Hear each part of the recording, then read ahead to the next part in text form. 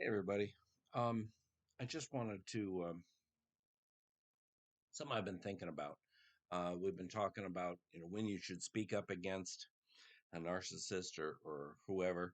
Um, and a rule of thumb that I have found useful is don't speak ill of anyone. Um, it's not always the case. I mean, there are times when you really need to, tell somebody about something. But for the most part, especially when dealing with uh, somebody who is probing you for information so that they can use it um, against you or against to get you to say something bad about somebody else, so that then they can triangulate you against them and use what you say against you. Um, So often I find myself in a situation that, somebody is, if they're genuinely asking um, about information, I'll tell them. But if that information requires me to be speaking ill about somebody, um, I typically don't. I don't want to be the kind of person who goes around complaining about everybody or pointing out other people's faults or whatever. And there have been times when especially when dealing with healthy people, they'll ask me about my opinion about somebody, and there's a way that you can communicate about them without saying a word as part of my nonverbals.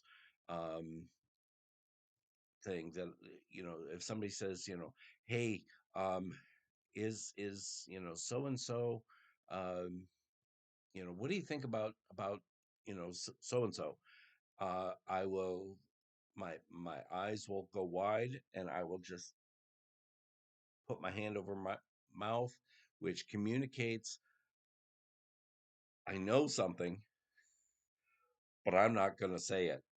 And it alerts them to the fact that something's going on. But Aaron's not the kind of person who is going to talk poorly about somebody just to talk poorly about somebody. It elevates your uh, standing in a way. Um, it takes you above the fray and above the catfighting or whatever. Um, because the moment you start talking about somebody disparagingly, their first thought is he talks about them to me. What does he say about me to them?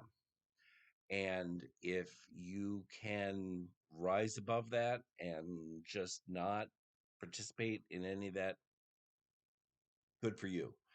Um, you can, however, let them know that you know something, but you're not going to say it. You're not going to do it. And let them find out from somebody else. Let them find out for themselves. If their red flag is raised because of um, your nonverbal communication, um, they're likely to find out, and they'll believe it more when they themselves see it than if you go out and tell them. Um, Hope that helps.